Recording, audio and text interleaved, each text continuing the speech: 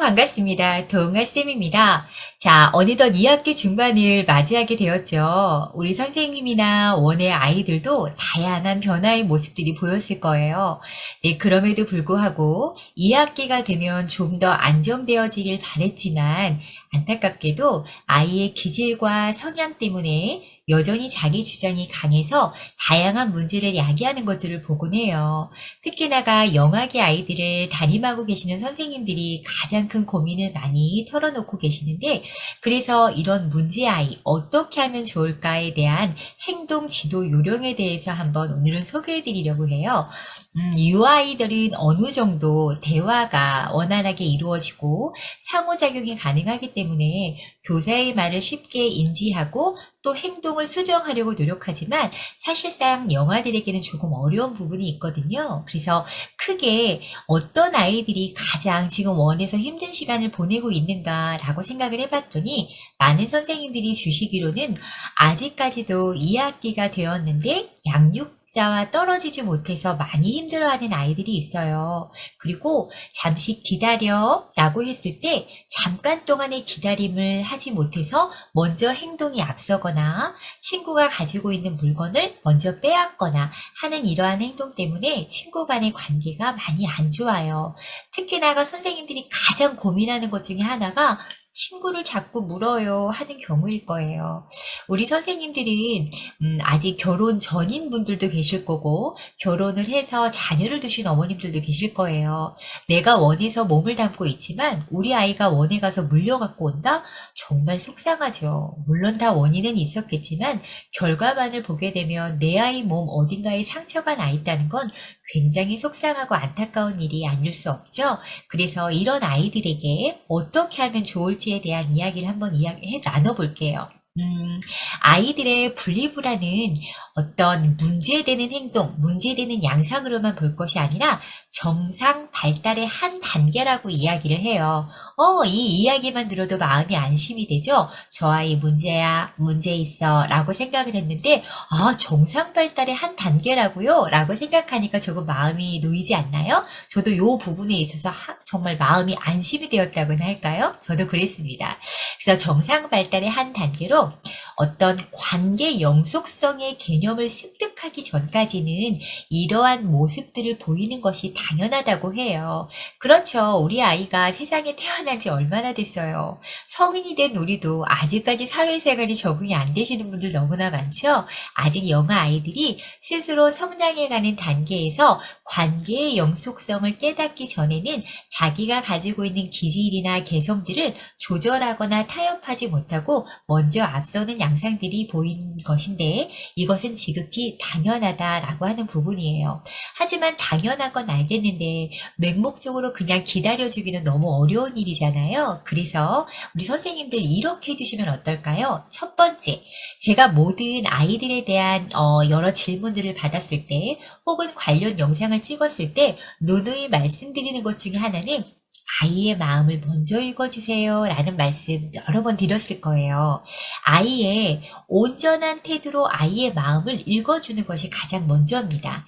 물론 내 눈앞에 보이는 아이의 모습이 안 이쁠 때가 있죠. 제가 말씀드렸던 앞서 여러 가지 문제 행동을 보이는 아이가 한없이 이해가 되고 사랑스러워 보이지 않는다는 건 당연한 겁니다. 하지만 이 아이가 자라나고 성장하는 과정 중에 하나다라는 걸 우리는 이제 알게 되었으니까 이 아이는 그럴 수 있어. 지금 이 아이가 성장하기 위해서 하나 애쓰고 있는 하나의 몸짓이야 라고 생각을 한다면 온정적인 태도로 아이의 마음을 좀 읽어주고 아이의 상황을 이해할 수 있도록 반복적으로 이야기를 해주는 거예요. 특히나 엄마랑 떨어지고 싶어 하지 않는 아이, 엄마랑 떨어지면 아이가 빨리 엄마 언제 오냐고 떼쓰며 오는 아이에게 이렇게 하면 어때요?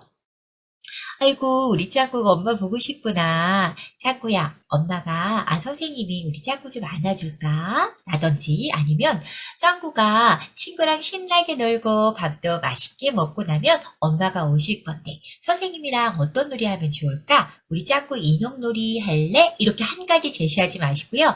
인형놀이 할래? 블럭놀이 할래? 라고 해서 두 가지 중에 선택할 수 있도록 해주세요.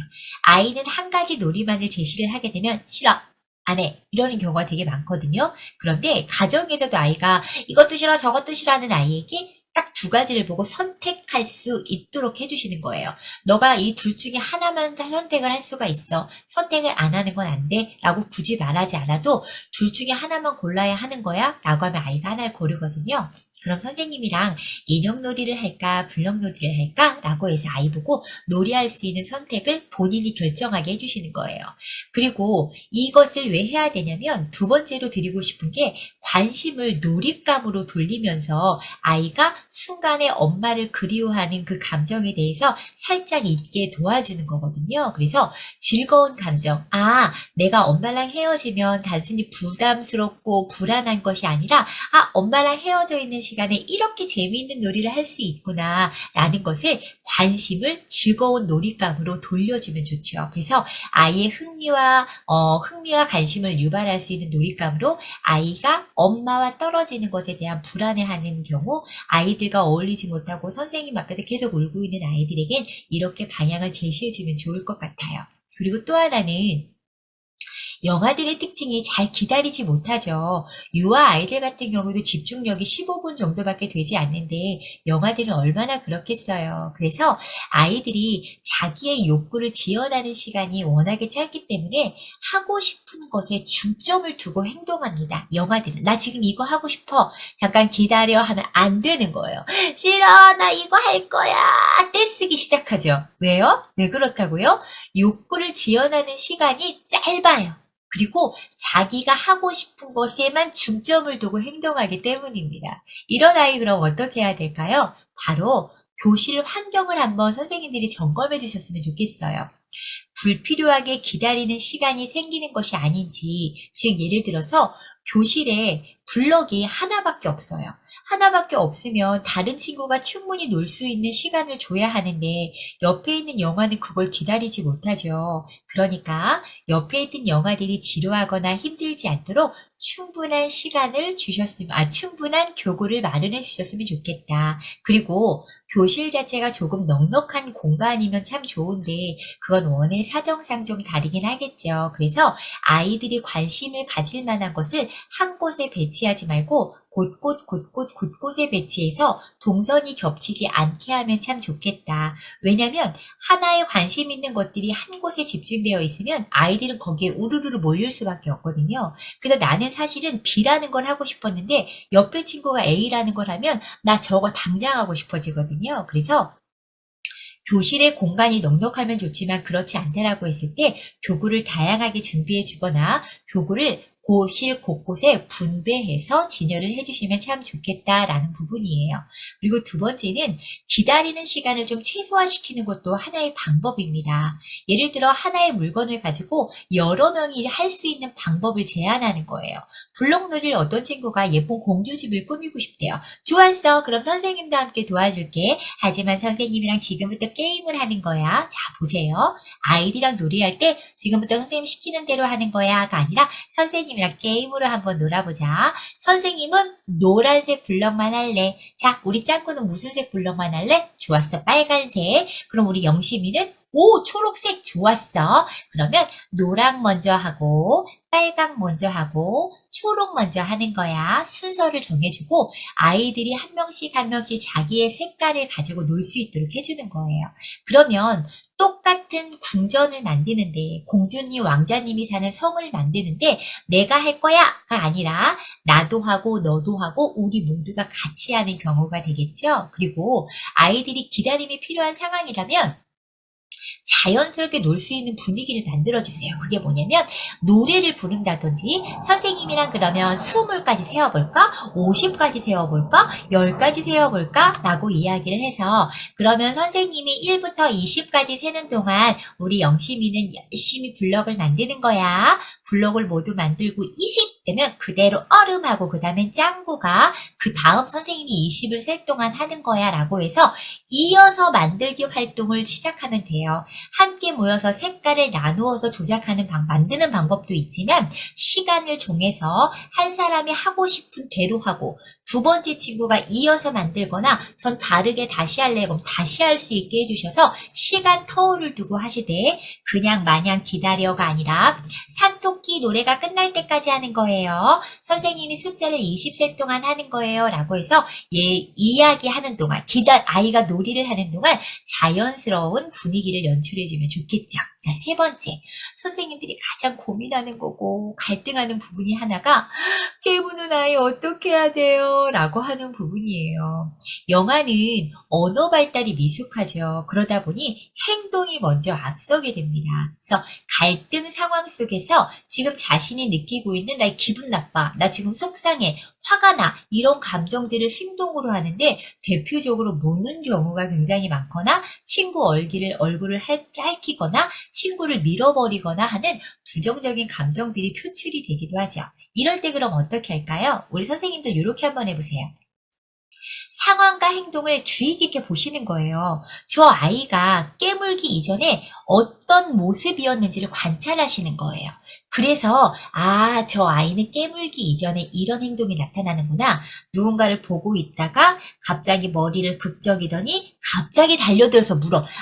저 아이가 깨물기 직전에 전조 그 행동은 머리를 긁적이는 거구나. 슬금슬금 다가가는구나. 그리고 갑자기 친구를 미는구나 라는 전조 증상들이 있어요. 그래서 깨무는 행동을 하기 전에 보이는 모습을 잘 관찰하고 있다가 사전에 개입해서 그 감정을 추스리게 도와주는 거예요.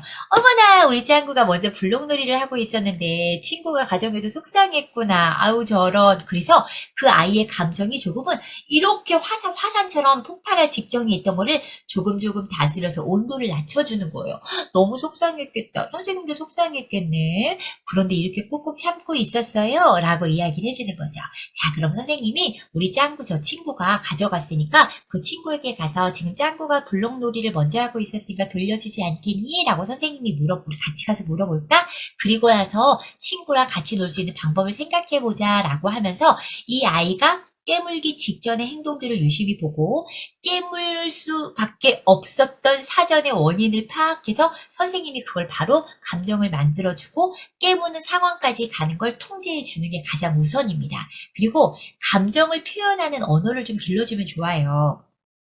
지금 속상해요. 선생님 나 속상해요. 지금 화가 났어요. 나 화났어요. 하지마. 친구가 나를 밀면 기분이 안 좋을 땐 하지마. 너가 나 때리면 기분 나빠 라는 부정적인 감정을 언어로 표현할 수 있도록 간단한 말을 알려주는 게 무엇보다 중요해요. 보통 아이들이 문제되는 행동만을 보고 선생님들이 많이 스트레스를 받는 거 충분히 이해합니다만 이 아이들이 그러한 양상을 보일 때 어떻게 행동을 하거나 어떻게 말을 해야 되는지 제대로 교육을 받지 않았기 때문이에요. 그래서 우리는 아이들을 돌보는 훌륭한 선생님들이시잖아요.